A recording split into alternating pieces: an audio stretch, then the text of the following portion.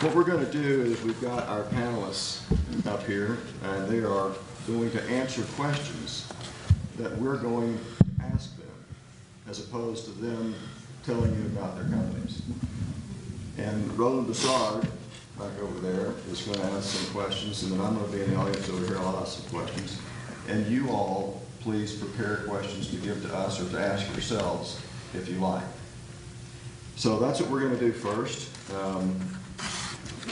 The panel is going to introduce themselves as soon as I sit down, and they're going to tell us. They're going to tell us about two things in their lives. They're going to try to find one thing that they think, if they were just to say the one thing that I do that I think I'm an expert at is, and then the one thing that my life, mission, heart, something provides is another. So these are the two truths.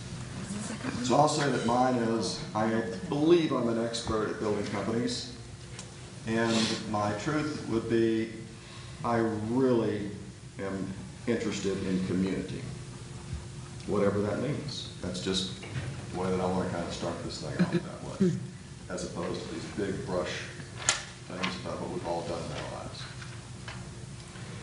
So, would you all like to start there? Sure. Great. My name is Stephanie Knockin. I am the Director of Multifamily Compliance with the Texas Department of Housing and Community Affairs. So when I was asked to think about what I was an expert at, I really couldn't think of anything because, I don't know, it's kind of a weird thing to think about, right? Like, what are you an expert at? So I went and asked my boss, what am I an expert at? And she responded, I am an expert at utility allowances for the low-income housing tax credit program and the home program. And if any of you guys have been part of the last 9 months of the rulemaking process related to utility allowances, I would agree that I'm probably an expert in those utility allowances.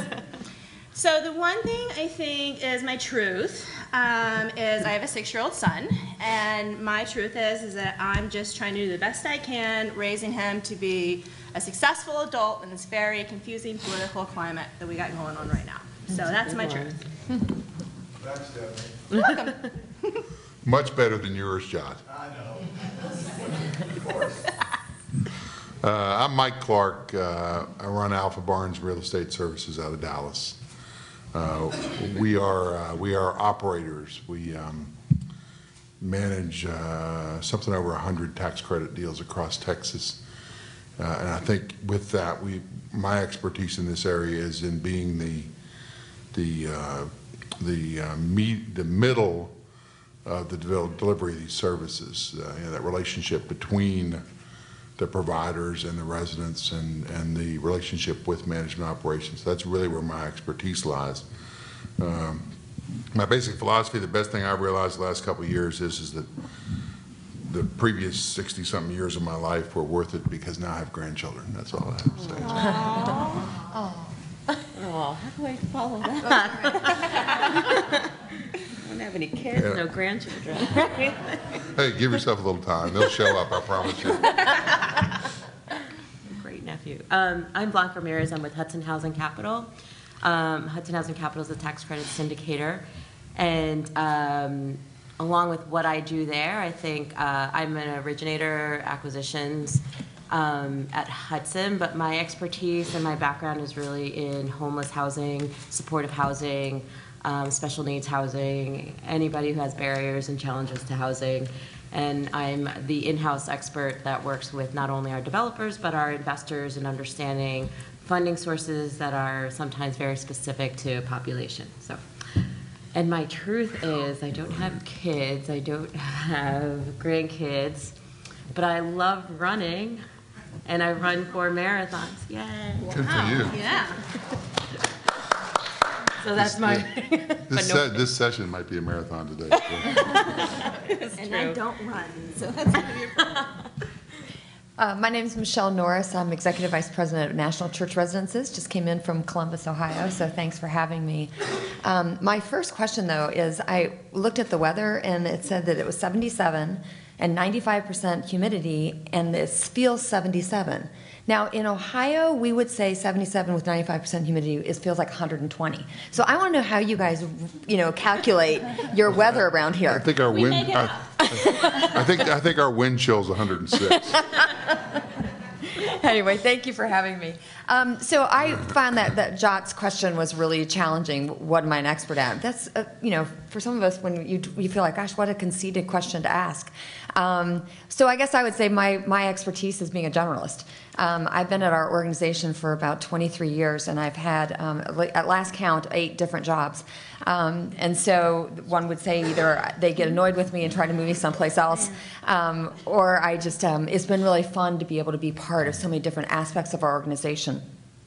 So that's probably what I would say I'm an expert at, as well as an organization. We are experts at being innovators around housing and healthcare. So that's really where we come from. I'll take my truth to be something that's probably more of a global truth, though I do love running, and I do appreciate anybody who spends a lot of time on utility allowances. God love you. But I'd say our truth is that the growing senior population is such an incredible challenge to our nation that it's something everybody should be paying attention to, because it will tax you either as a family member or as a taxpayer. So I hope we have some more conversation about that. Thank you. Good morning. I'm Paulette Fischetti, and I'm the asset manager for Texas Interfaith. I work with JOT, and I also spent time in portfolio resident services. And as an asset manager, I am trying to become an expert at merging the operations, the financial aspects, with services, and pinpoint how and what and when they come together, so that they can be most efficient and most effective. And my truth is to improve the quality of life for those who struggle. So, Great. there you have it. We've got a real great panel, intellectual and pressed to the earth with human connection. When are they going to get here?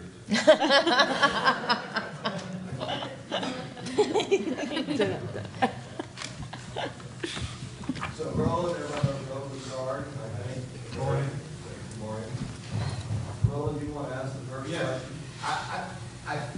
I'd like to know, and this is probably directed to Texas Interfaith and Portfolio Resident Services, but how many communities do you actually provide services to? And geographically, where's your concentration? And do you foresee an expansion in that geographic area, including multiple states? Because many of us in the management company business are getting clients from multiple states, California. Texas is our home, of course, and we're concentrated here, but we're seeing our need to go broad to both ends of the oceans, and we don't know providers in those states. So is it planned to expand? We currently have services at approximately 240 properties, and we're in 5 states. We're in Oklahoma, Mississippi, New Mexico, Texas, and Colorado. And our goal is expansion. We do want to reach other states, and obviously being in certain locations and having even if it's one property there helps us expand in that area. Thank you. The question is, what is the most important services that you provide to your residents? And let's get Michelle to answer that.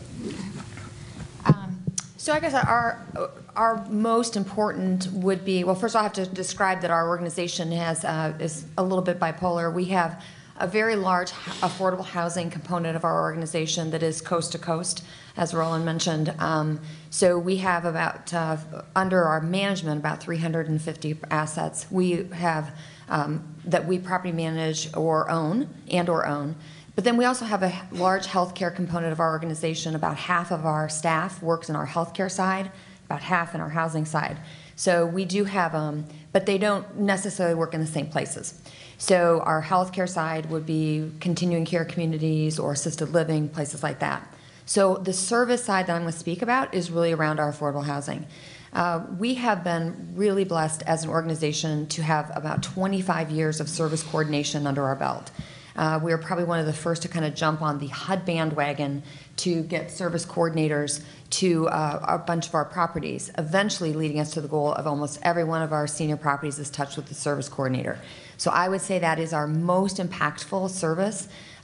We now do that across the country, not only for our own organization, but for other organizations as well. About half of the service coordinators that we employ work on properties not owned by National Church residences.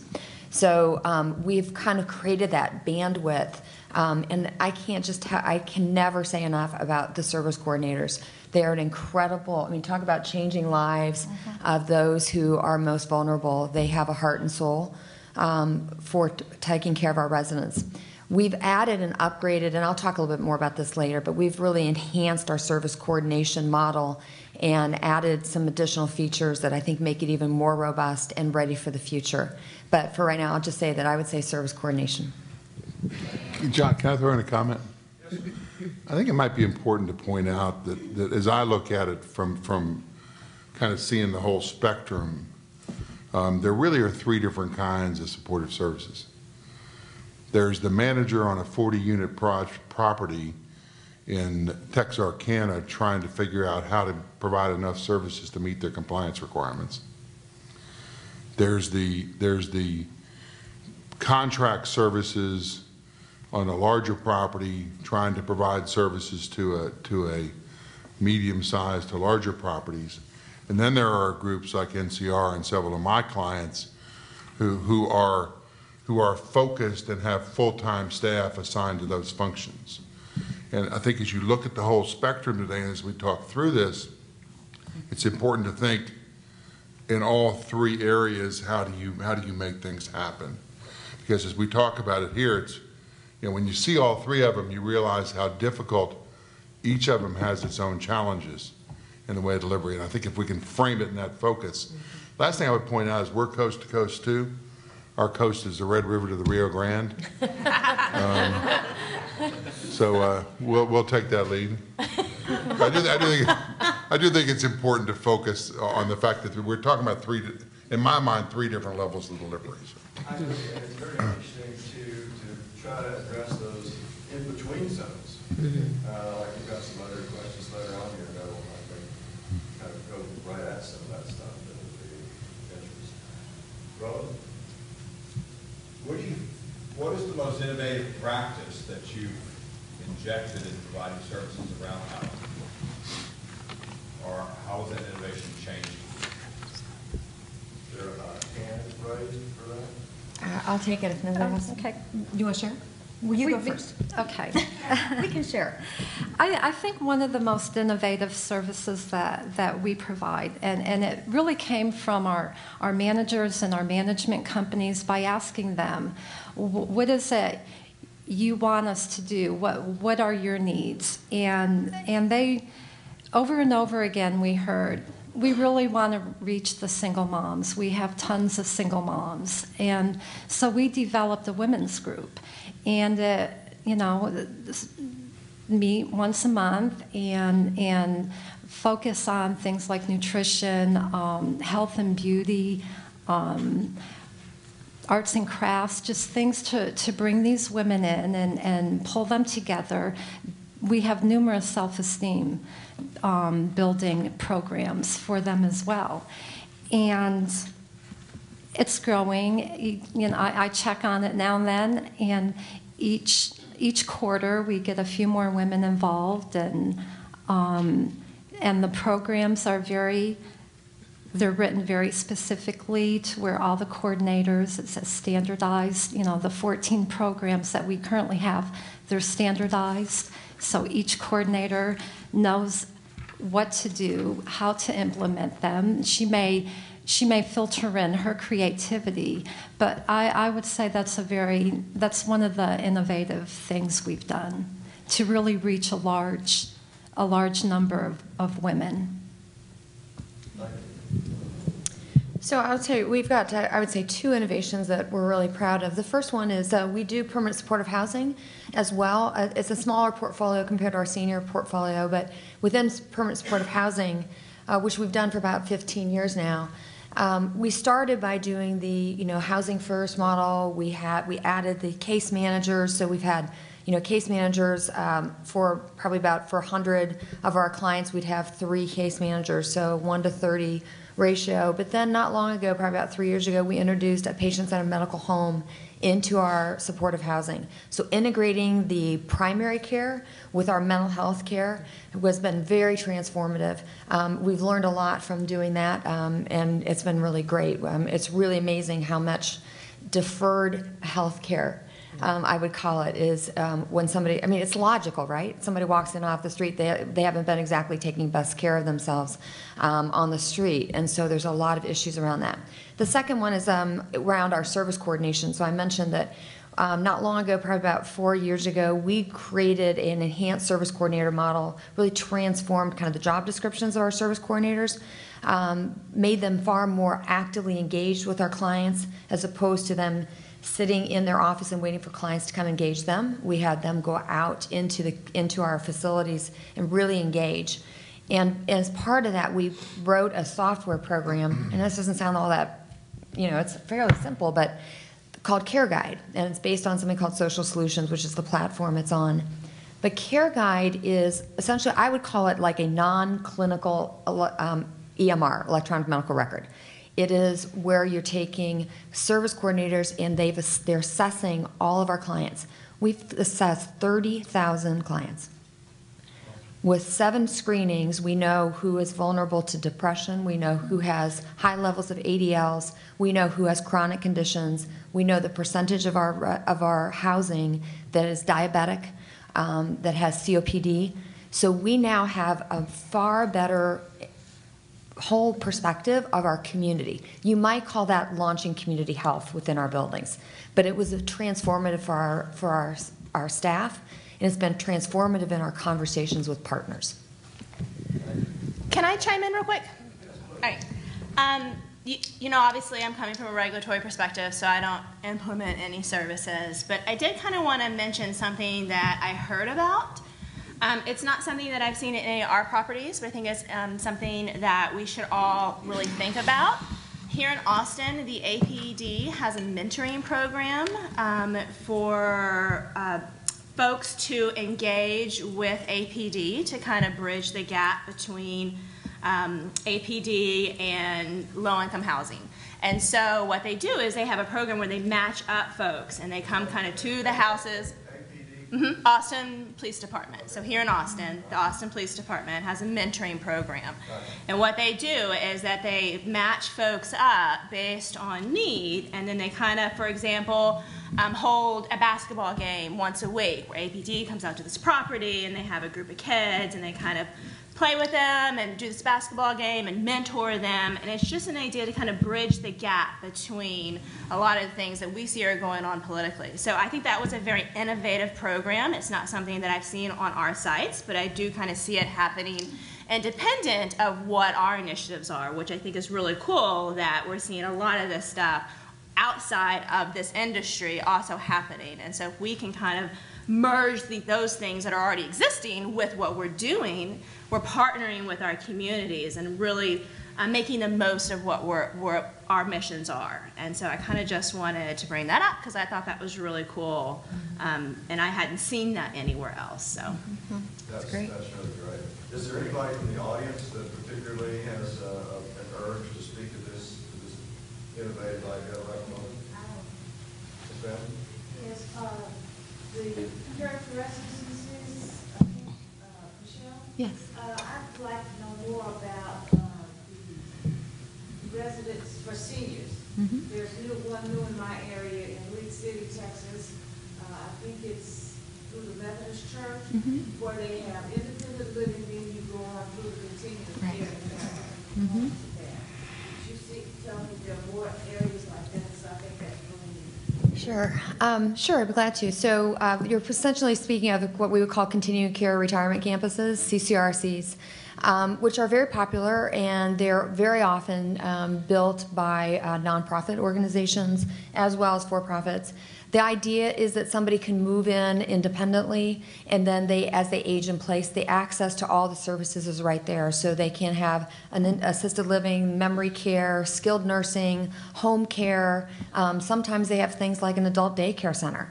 So it can be very broad. Some of it's just a couple of those. Some of it's all of those. The idea is to really allow people to age in place. Those are very often high points of entry. So the idea of those being affordable, to be very honest, there are very few affordable CCRC campuses. Usually the rule is that they're built on a model that you sell your home. You have equity built up in your home. You sell your home. That is your entry fee to come into the facility. Entry fees average somewhere between $100,000 to as high as $400,000 just to get into the community. And then instead of paying rent, you pay a monthly fee. So they're beautiful and they're a great concept. What we've been working on as an organization is trying to push down affordability of that concept. It is not easy because when you get into assisted living and memory care, as you know, it is 4 or 5 times what it is to live in just independent living.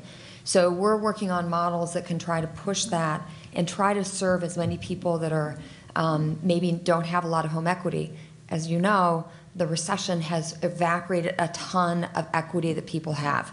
So our generation of seniors coming online will not have that equity to be able to even go into those CCRC campuses. So we're working on those kind of models. Just one quick follow-up with that, which would be interesting to see if you're at all kind of seeing it, is Medicaid. There's now many states looking at Medicaid savings by some of these seniors that are high users of Medicaid, kind of using, if you can find housing stability for some of these seniors or individuals that are the high Medicaid users, you can find some cost savings and then reinvest them into communities. Now, it's really state by state right now, but it'd be interesting to see, especially for seniors, if Medicaid could be used to kind of support some of the services. Yes. So.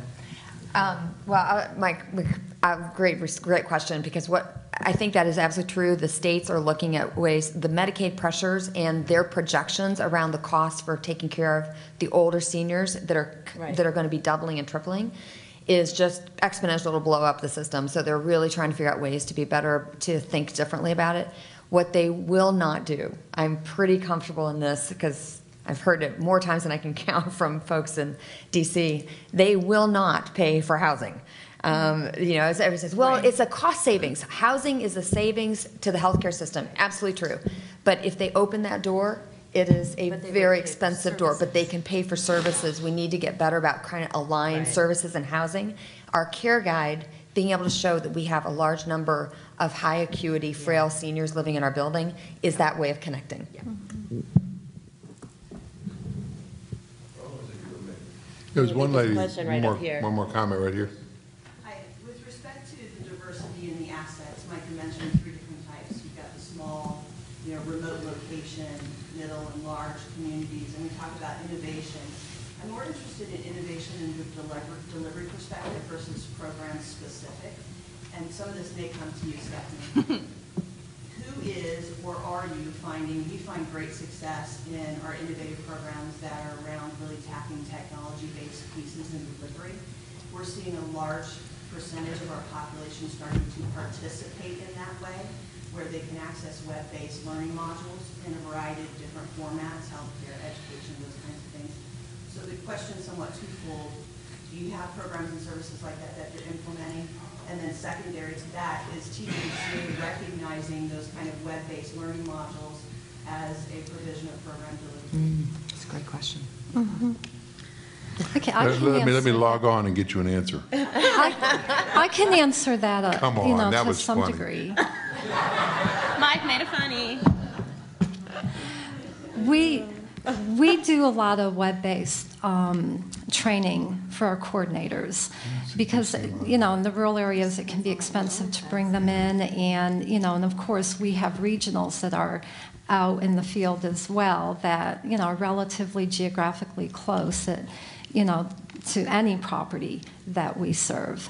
But there has been a lot of training via video and implementation. The coordinator is still there, but there's video assistance in her delivery of the program. And we're doing that more and more and more. So from a regulatory perspective, that's a hard question to answer. And so your land use restriction agreement, or your LURA, is very specific for our purposes on what the expectation is in complying. And so it would depend on what services you're required to provide specific to that regulatory agreement. So the thing that you need to, if you have something like, for example, GED classes, that's in your regulatory agreement, and it's silent on any other requirements related to providing a GED class. One of the things you have to think through in crafting that service is this something that's not otherwise available if they weren't living here? And so the idea for tenant services, again, specific from a regulatory perspective, is that they are not available to tenants who don't live there. So they're getting the benefit of the service because they live at your community. And the hesitation related to technology is that those services then could not meet that provision. Did that make sense? And so just kind of be careful when you're doing that. Now, some of the more recent allocations in LURAs got very specific on the requirement. So it says in-house GED classes must be provided every quarter by a licensed trainer or something like that. And so if your regulatory agreement is very specific about what you have to do, then no, you can't vary from that unless you get an amendment to that regulatory agreement. So I see the benefit in 2016. It's a technological world. My personal mission at the department is to drag compliance into 2016, so I see an opportunity for that. Some of those services in the more recent QAPs have had some provisions for technology. And so I would just say, take a look at what you're required to do and make sure that how you're crafting that meets those requirements. So just be careful. To expand on not otherwise available, and certainly we see that in a lot of the older LURAs. Very excited about your objective to take LURAs to 2016. I think all of us would agree, you look at some of these older LURAs and they just don't necessarily apply any longer. Right. Or the method in delivery and the provision of services doesn't necessarily align in the current age of what we're delivering. So when we speak to not otherwise available, can you elaborate a little bit on that? And then secondary to that, is there an initiative that you may have now kind of taking this on to also expand the opportunities in how program delivery can be made? So regardless of whether the LURA is set in stone or not, is TDHCA open to having proposals for the provision and delivery to be enhanced? Okay, so for the regulatory agreements that are already in effect, it is what it is, unless you amend that regulatory agreement, right? So this idea of not otherwise available, you kind of want to ask yourself, if I provide this service, could my tenant get this exact service anywhere else? And if the answer is yes, then it's not otherwise available. So like, if you're just, do you guys have any examples of? I see them all the time, and I don't know why I'm blanking out. But I think you're right. I think there's a lot of them. I think that's where some of the challenge comes into play. Is many programs and services are available elsewhere. Exactly. So it kind of compromises the needs of the asset and the tenant population. Right. That you almost put them in a box versus being able to give them all of the enhanced services that are available to them. I don't disagree with that. The avenue in impacting that would be to amend that regulatory agreement. So the thing that you have to think about is that these services are identified way long time ago. And so they are part of the application process, and they're driven by the qualified allocation plan. Now, that qualified allocation plan goes through the same rulemaking process as any of our other rules. So it's subject to your input. And so the process of the qualified allocation plan is where you impact that rulemaking process. And so that's where you would want to engage related to changing the supportive service options. And we happen to be going through that process right now. And so this is kind of your opportunity, if you're interested in doing that and impacting that QAP. So going forward, you have some opportunities available to you. For the ones already in effect, you would have to seek out an amendment to change that language. And I have seen some come through, and you know, there is a whole process related to amendments that you would go through, and if you're, you know, the idea is we want to provide services. It was never to pigeonhole you or to craft a program that's not useful. You know, we want these things to have meaning. And because things change, and because these things were in place a very long time ago, and your populations could change, it may make sense to seek out that amendment and really make the best of what you can do. And so if you're in a spot where you feel like you're just mechanically offering services and you're not having anyone show up, that's really not a benefit to the residents or to you. And so I would encourage you to kind of take a look at that process. Did I answer your question? Absolutely. Cool. Thank you. Thank you. You're welcome. You could look out 5 or 10 years, look like we're looking back 5 or 10 years. You could look the other direction. What unique opportunities do you think would be out there surrounding services for affordable housing? I think Medicaid, which I mentioned before, would be interesting to see if it could actually come and pay for some services. I think that it's a more national. You know, every state is different. Every state has to take an initiative to actually make it work towards services. But I think it's something that would be more steady and stable in regards to funding-wise and for a program and for individuals, and really meet various different populations. I think there's something there. As I see it nationally, since we do work across the nation, and we're seeing actually working in very different places that don't have as many resources for services. And, you know, I based in New York and see a lot of projects in New York which are fairly lucky. I mean, they have resources for services beyond. I mean, there's no complaint there. I mean, you can hire 5 case managers, where in other states you don't have that same opportunity. But if there's something that you can see in other places, and I think Medicaid might be one avenue. So I see in 5-10 years, I think more and more of it will be used towards services. That's my thought. Yeah. But don't you think, I think you hit it in the beginning presentation, that the challenge the next couple of years is going to be seniors. Yeah. Like me.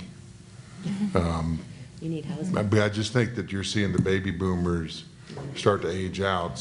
Most of, if you read the statistics, most of whom have not planned their retirement very well. And so you're going to see that burgeoning need. And I think as we look at our affordable housing stock, I actually even anticipate over the next 5 to 10 years, our family stock may become substantially senior occupied. So I think we're going to have to find ways to confront those issues more and more as you get further down the road. Yeah, well, I'm obviously biased towards seniors, so I completely agree with what Mike is saying. And I'm not sure it's just Medicaid. I think overall, the health system is broken. We all know it's broken. It's incredibly expensive. So whether you are a supporter of the Accountable Care Act or not, it was basically putting a line in the sand that we can't afford to keep going in our healthcare system, the way we deliver healthcare. And a lot of that is around this concept of fee for service, that we pay every single time we go to the doctor, or if we get an operation, we pay everybody for each single event. We don't pay for an outcome. So there is absolutely a shift that is happening, and it is happening not just in Medicaid, it's happening in Medicare, it's happening in private insurance companies called either bundled payments or capitations. All these are innovative models which are going to make everybody care about people staying either in their home, not coming to the ER, not getting readmitted into a hospital, whether that's a senior or not. They're going to really be caring about how it is that we downstream, as you might call us, those of us who are not exactly in the healthcare system, can be impactful around the healthcare system. So I think there is an amazing amount of opportunities, but we'll all be driven on data. We have, as an organization, we have great stories. We are really good about telling incredible stories of how we touch people's lives. And that really works for a lot of people. But when I would go to an insurance company and say, I want you to help, I want to help you, help me. So help, whatever that resource is or whatever, they look and they say, you show me data that you actually can do something. So that is one of the reasons that launched our care guide. So I would just say, I think there's a lot of opportunities for housing people to really get more engaged around that piece of the healthcare side, to get resources, but it's going to start with how are we really impacting. It's not just the housing, which we all think is really, really important. It's the basis. But above housing, what else are we doing to impact people's lives and have the data? I think I'd like to add a little something. So a couple years ago, the compliance division was expanded to include monitoring of like subrecipients, and so it's kind of a different type of monitoring. And when that happened, I learned something. There's a whole nother network out there that is receiving federal dollars through community action agencies that are providing these services. So these are entitled agencies. They get money every year to provide services like case management, rental assistance, utility assistance. How many of you guys are aware that there are community action agencies in your communities? So those community action agencies are entitled organizations that get lots of money from the federal government and are required to expend it on certain things related to low-income needs. And so from a community perspective, I would like to see more kind of partnerships with things that are already existing, like making connections out there. I mean, I was in compliance for years. I was on site for years. I had no idea that those organizations existed, and they've been there for like 50 years. And so I think in the next 5 to 10 years, we're going to start seeing connections being made. We're all doing similar things, so let's do them together and make the most out of it. And so I think the next 5, 10 years, that's what I hope to see. MD Anderson, we partnered with them last year, and they come in to the properties and talk about skin cancer, and they do free screening, and they can get instant results, and they do free treatment.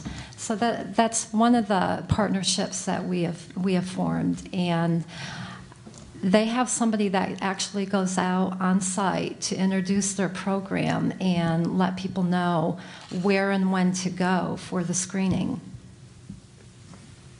Thank you very much. I have a question. Yes. Good morning. Stephanie, the program you were talking about with Austin PD, I'm a retired police chief and also a retired military vet. Thank you for your service. Thank you, Lord. I would do it again, but they tell me I've got to do it.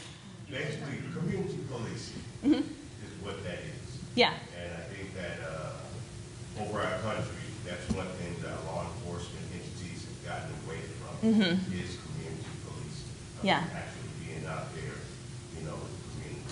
But again, my question is to anyone, or actually all of you, with this political climate that we're having now, or political circus, whichever one you call it, do you all see any threats that may hamper, because affordable housing, housing for our seniors and things of that nature, where we are now, it's taken a long, long time to get to where we are now. And I see, some of those things being threatened, regardless of what your political makeup is. But do you all see any threat in your industry?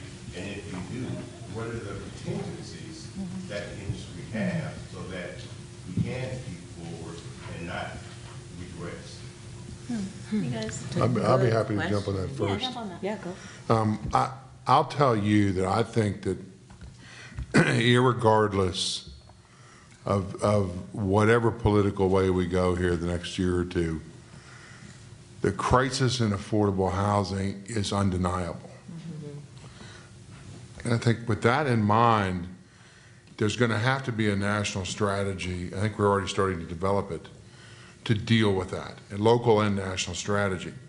You know, who knows what it might be or where it ends up, but I don't see, I think in typical governmental action, we will be slow to get there. I think we'll make it as cumbersome as possible to get done. But the reality is I think you're going to have to see some way for either the government or private industry or together to confront the issue, because we just can't, as you look around, we can't continue to have people on the street. We can't continue to have people who can't afford to live. I did an NPR series last fall on the crisis in rental housing. Fancy. Well, it was actually a lot of fun, and I'm not an NPR fan, but the whole idea was in the bigger cities, not so much in Texas right now, though, the renovation of older buildings is forcing low-income families to the street because the rents are tripling in the process. And my point to him was that this is not what real estate developers want to do. It's not our intention to put people on the street. But the business model makes that happen. So I think my whole point is I'm comfortable with the fact that the approaches will be a lot different, by the way. Who would have told you 25 years ago that the IRS would be the largest producer of affordable housing in the country as opposed to HUD?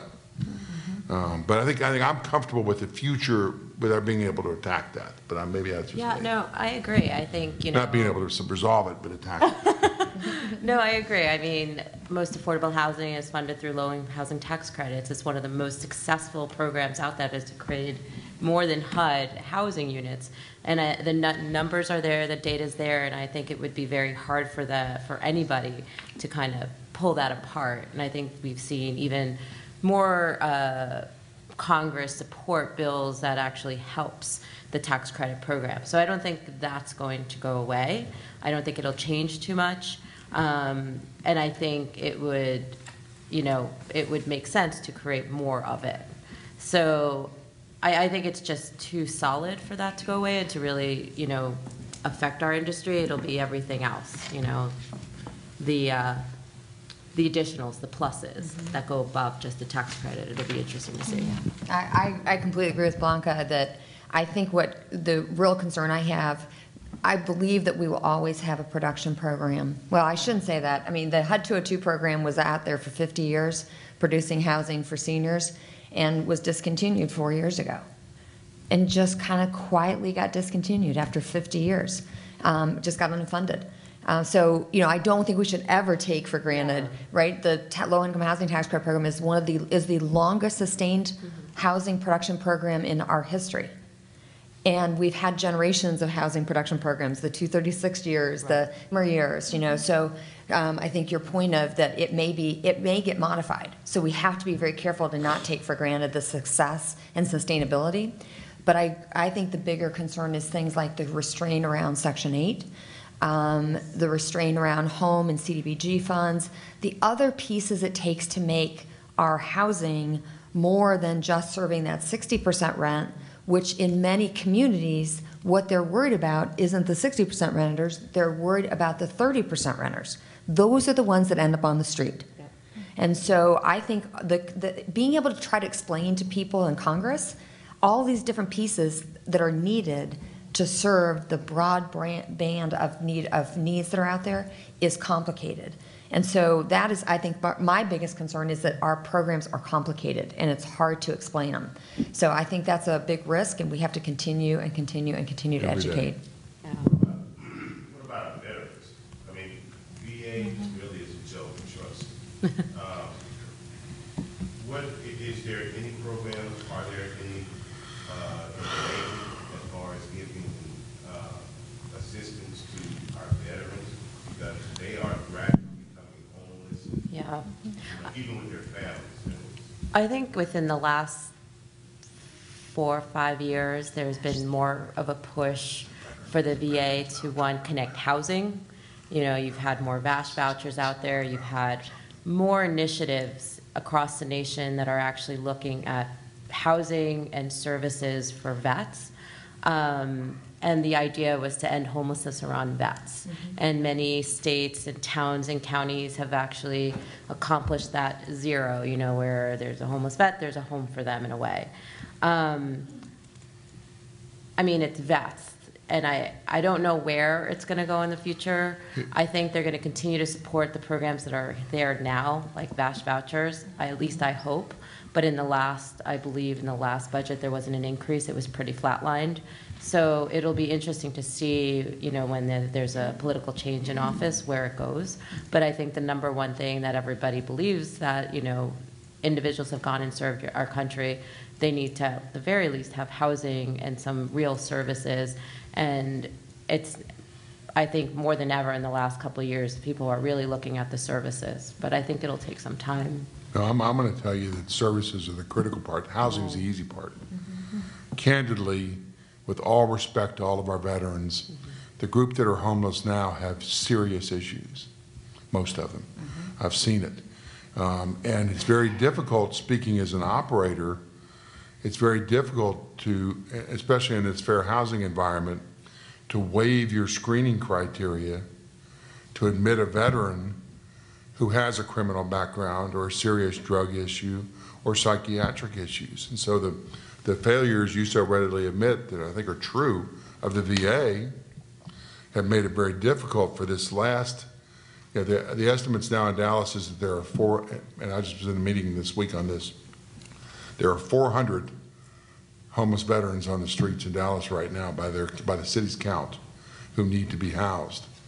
And one of the problems is, of course, the market is so good that there aren't units available. Even if you're a regular renter, there aren't units available, much less a homeless person with a voucher with issues. So I think what I stressed in that meeting was we need to be able to provide those supportive services, just like what you talk about in, you know, I have some 811 deals that are occupied by people with mental disabilities.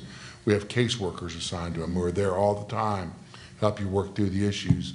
I think if we can, it's almost like if you can confront the mental health side, then you can confront the housing side.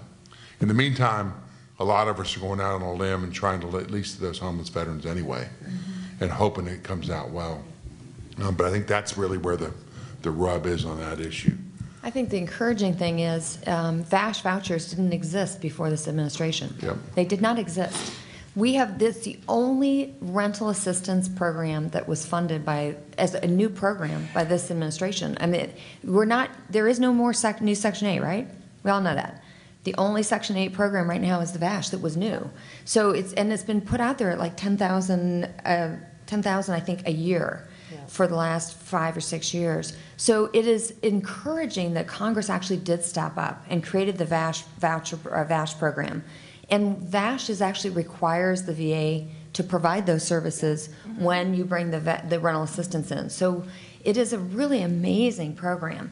And we've used it and created project-based VASH and used it in supportive housing. And so it's really been a great way of bringing rental assistance, supportive housing model, in services that are being brought from the VA.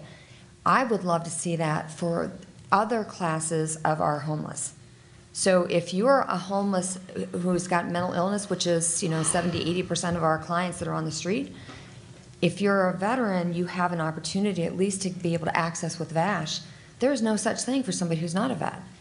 Yeah. So we need to take that example and build on it as opposed to make it exclusive. I think what it's doing is fabulous, and we're seeing a tremendous amount of stuff happening around veterans housing. We need to see that for the rest of the homeless population as well. Oh, there's another question? Yes.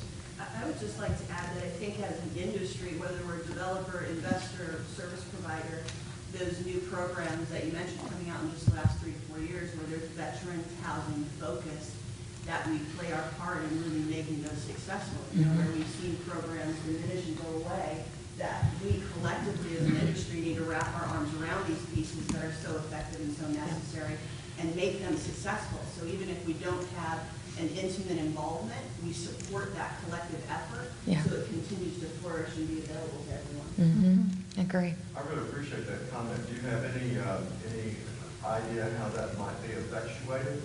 Is there a group, a national group that we can support? There's tons of groups out there, that national groups. You have NEH, National Alliance to End Homelessness. You have CSH here in Texas. You have, veterans associations across the nation. I think, the dreaded word that everybody hates to kind of say and do, but advocacy. It's really important to get your data out there, get your story out there. I think that's what's going to continue to support these programs. And Congress needs to hear it. I think Talk to right now, senators. too, there's, in almost every major city across the country, there's a task force or commission Yeah. approaching the homelessness issue. Interagency councils are everywhere. Yeah, and I think I think there's some real pressure from the White House Yeah. with most of the mayors and cities on that issue. I as think, we work yeah, toward and that. educating your Congress people are so important. Bring them out to your properties, bring them out to your programs, give a face to the people that are actually benefiting from these programs. And I think that makes such a difference. I also think an important component of this is affirmative marketing. The idea of identifying and implementing special outreach to the veteran population to let them know that you're there. It's hard for folks to come apply if they don't know that you exist. And so in the more recent QAPs, there's been a requirement actually to affirmatively market to the veteran community. So it just all kind of goes back to getting the word out there, whether it's from a property level, whether it's from a state legislative level, a national level, whatever it is, we all need to be talking about it from the ground up. Well, Well, this is probably a little off the topic, y'all speaking of, but in Dallas, I'm saying low-income housing seniors at 130, 140 units, 150 units. What is there a rule of thumb on what it costs to provide services? I mean, is it $100 a unit a year? Is it $20,000 a project? I mean, what? Y'all, the services mentioned, right? I'm just wondering about what the typical cost are. Let's get right to the heart of the issue, Brad. I could just say real quick that for our bond program, there are expenditure requirements, and they generally range anywhere from $10 to $15 per unit. Now, how accurate or appropriate that is, I'm not sure, but the requirement is, from the bond perspective, that you're expending per unit a certain amount of money. There is no requirement from the tax credit perspective, so I'll let these folks who actually spend the money talk about that. Let me take an answer to that. So about 20 years ago, when we started Portfolio Resident Services, that was Texas Innovative Supportive Services. Since we are developers and managers and operators from history and on, we knew that there was a certain amount of money that an owner could pay for some services. And we basically tested those kinds of things upon ourselves. We also tested services created through outside parties to see what they would be and try to measure their impacts. That began to be the beginning of what we call the formulation of pricing at Portfolio Resident Services. So it's not really bartering between the customer and ourselves. It's just, we know there's this range that we need to do to become effective. That number will always come down to a price per door, but it could realistically look at $18 a door to $7 a door. The real, what we have found, and we've measured to be good stuff, is that the reason that the price varies so much per door is because of the number of doors. What you're trying to get is a population of people, enough to build what we believe to be the word community in action at that property. And so, what does that take? Does that take a minimum of 40 hours a month? We believe that for a long time. We still hold that as a strong example. If it's a big property, how much is then too much on a 450 unit property? How many hours do we need there? Is it linear? No. So we've got a scale that moves forward through this that basically mathematically will tell us the pricing.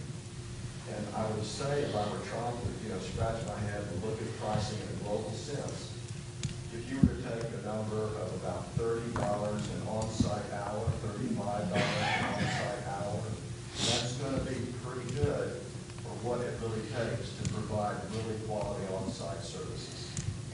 And I've even seen that in our competitors. For a long time, we didn't really have that. And then some other companies came out and actually should really study their contracts and study their numbers.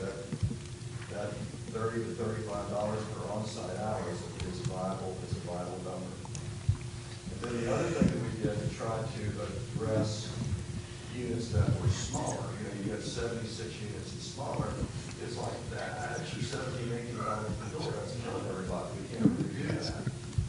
So what we've done there is we've developed a program called all of our stuff is called Full Points. We have 120 different categories of things we do, different services that we developed a thing called Enhanced Full Points. And what we've done there is we have gone and done individual videos of different situations, and yet we can impact the inside of those teaching points, about self-esteem and about decision-making and about careers. And it's like every deal basically, if you're the record backwards, you've got this. Paul is dead. Paul is dead. It's the same idea. We want to bring out those basic, sort of the five most important things about self-esteem and getting together and being a community and moving on up. Those things we try to do a little movie and we'll stop, we'll talk to the audience, we'll ask them for some interaction, then we'll do the rest of the little movie, so it's kind of like, great, it's Wednesday, so I'll go. A little bit more fun, for them too. So it's a blend. And in that case, we've been able to thus provide less than our 40 hours because we feel like we have such impact, with that on-site stuff and the video and the message. Obviously, Jot's never thought about this.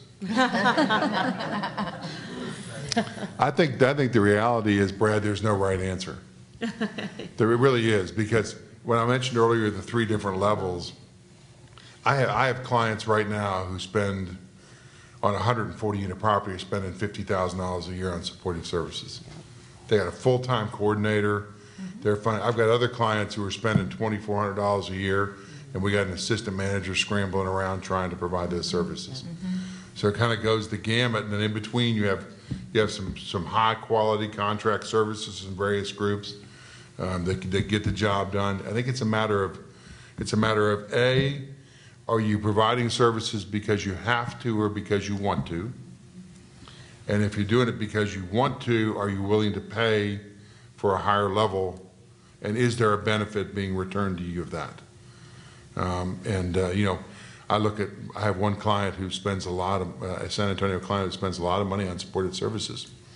The return is her turnover rate is about 0. And so she's convinced that spending that $40,000 or $50,000 a year saves her that in turnover.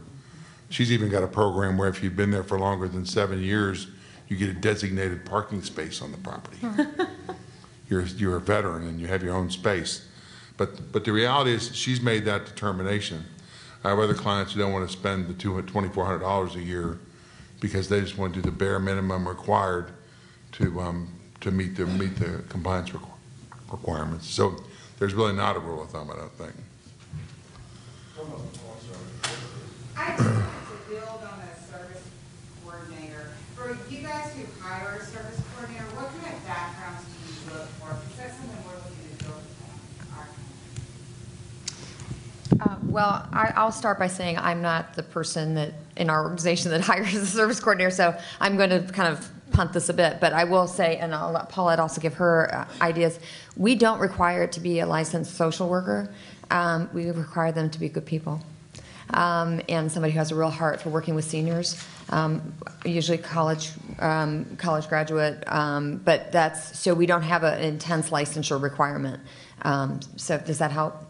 Yeah, I'm just kind of going out there trying to figure out and identify the right fit for that position. And I know they need a more social background because they're the ones that have to go look for the various programs out there and interact with community action groups. Well, I'd be glad to connect you with our staff who does contracting service coordinating for other organizations, and I'm sure they could even share job descriptions with you. And I'm going to defer to my team here who actually do the interview process. So Ellie, Melinda, Elvira. So I feel like I had to go through what you're going through to figure out that right fit. And what we came to in Dallas, Ellie and I, customer service is huge. I mean, I share all the time. One of our best coordinators was a flight attendant. I mean, she knew, sometimes the ones that aren't a good fit are the ones that you think with the social work background. So we also have developed an excellent training program. Key, because if you find that right customer service person that loves people, because it's not just the residents they have to work well with, they have to have a good relationship with the management team. Right. And know how to work as a team, because otherwise they can literally cause division from the resident to the management. Absolutely. And you don't want that. You need them to be a team player. So I think also having a really strong training program that then helps them once you hire them is key. Yeah, and the other thing I would add is it's really important. The places I've seen this fail are the places where, from the top, leadership is not on the same page. If Ellie and my regional are not on the same page with what we're trying to do, then it's almost worse having that service provider there than it is better. So I think it's kind of funny in the property management business, we talk about it, your company can be as good as it can be, but you're no better than the manager on the site.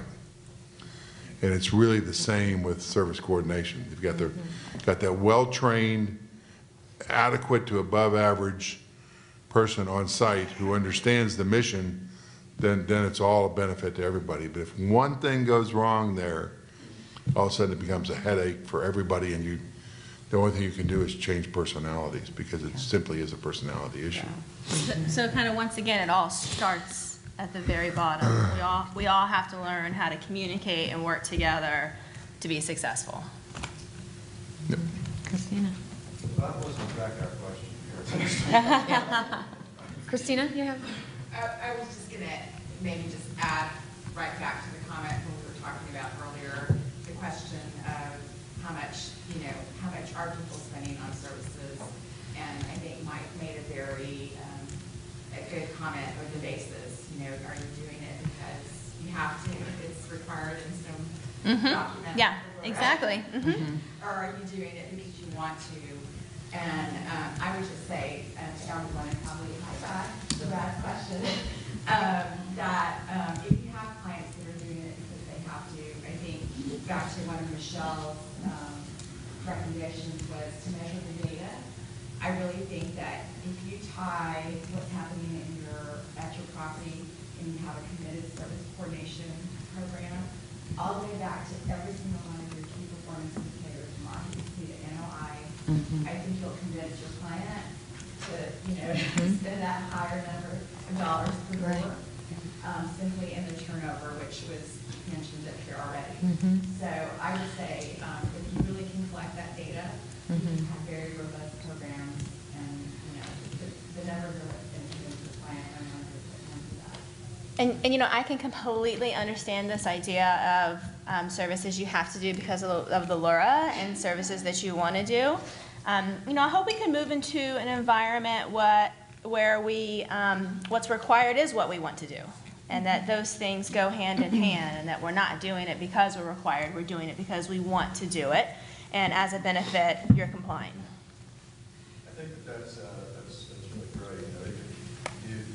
Clearly, you always do the LURA stuff, but if you go ahead and get the rest of the community put together, you're going to add other things. Sure. And then speaking to the property management and the relationship with resident services, and to amplify your point, Mike, especially with the San Antonio example. In some cases, you'll put on a lot of services and you'll have a break-even situation because those services will have provided such benefits to the property that your turnover is down, etc. And statistics is a big deal to us, measurement.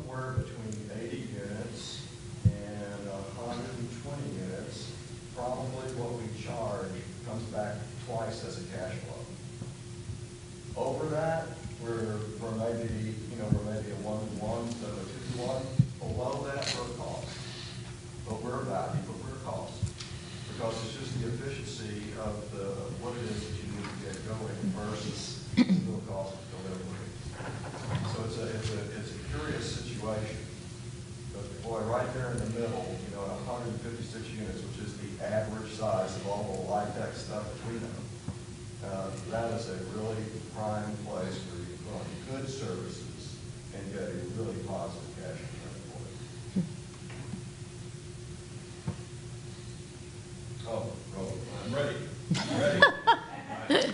You're quick, Roland. In the world of operations, as I and Mike are familiar with, and you kind of put yourself in a manager's chair, which I was many years ago, look at a pie chart of a site operation. And you visualize a pie chart.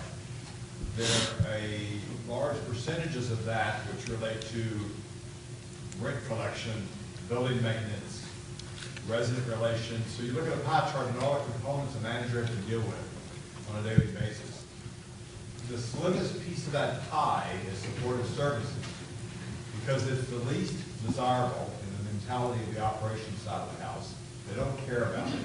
They want nothing to do with it because they're not in that mindset. It's a requirement of them, of their job, because the property requires it. But what are we doing? And I see it too often, where you've got full-time management operations, but you've got a part-time coordinator who shows up maybe once or twice a week. There's not a good dialogue between the two, and one really doesn't care what the other one's doing. And so I find a very large gap of communication between operations and supportive services. And we'll go out and do needs assessments of what residents need. And you mentioned that you polled or assessed managers and what they'd like to see. But in order to stay in compliance with these affordable deals with the regulatory requirements, which in my opinion have really honed in on focusing more on this in the last several years than ever before, and maybe it's because of slaps on the hands prior, but unknown, because of its heightened awareness, what are we doing to bridge the gap of communication and partnerships with service providers, whether you're a third party or you're doing it in-house with somebody you hired yourself? I just see a large gap of communication going on, and it's ineffective. The result, we waste dollars in hiring and this is no pun intended, John, but we waste a lot of dollars on this program that are not working and that don't reach out to the benefit of the resident that lives there.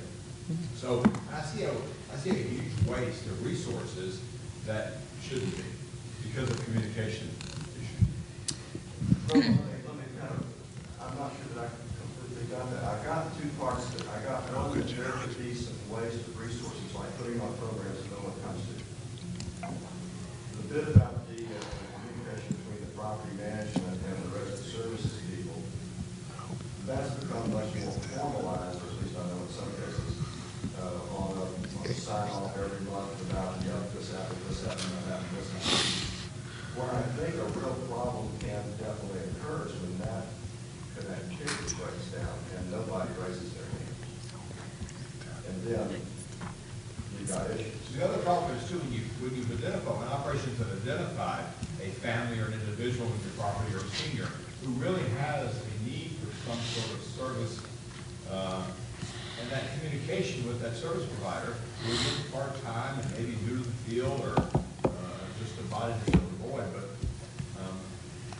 I don't see it really working in regards to communicating the need for that family to get the services there. Well, it either works or it doesn't work. I mean, the reality is you've got to, I mentioned earlier about the fact that I think my larger client that's very, very set on the provision of the validity and provision of supportive services, she calls it blended management. Mm-hmm. Mm-hmm. And I love the fact a lot of her properties, she's a NeighborWorks affiliate, so every 3 years they send in a review team to review their operations. And one of their comments after the last review was, when you went on site, you couldn't tell who worked for who. If the service coordinator who works for them or the manager who works for us. I think the key is from the top down, you have to foster an environment that says, we have to work together on this. We're a team. And the funny part is, if you're able to get that across the places we've been most successful, you almost end up with a relationship with your service coordinator where they become the good guy in resident issues, And you can stay that management role, whether it's rent collection or the kids or whatever it is, you help each other get the message across and get things done. Now, I'm not telling you it works every time, everywhere. But I think if the beginning attitude is positive, you know, they're not our enemies, they're our friends. They're our coworkers. And if we can work together, everybody wins. Honestly, what I tell my managers all the time is, do you want to spend every afternoon with all those kids? Then you cooperate with that lady who wants to spend the afternoon with all those kids. and you tend to get the point across. Now, I'm not instructing the coordinators, obviously. But I think the reality is that if you can do that, and by the way, you're not wrong about the gap. But I think you have to really work down and drill down and make it different. Yeah, I see the property management company, they're the front line. When there's a problem with a resident, they know if that resident is starting to have delinquent rent. They access the units. They know if there's a home that doesn't have a stick of furniture. They know if a social worker has come in and asked questions. And then they just communicate to us, and it's like they can pass the baton. We'll go out and we'll look for what that resident needs. Yeah, I'm sure there is some waste, I guess, but I would say that as a program, the service coordination is far more effective than it's not. You have far more times, I think, that you have successes than you have failures. Being able to address the failures is important. And I know if we had more time, I was going to ask Christina to stand up and talk a little bit about how we do that within our organization. But after all the years that we've been doing it, it is ingrained in our culture. As Mike mentioned, it has to start top down.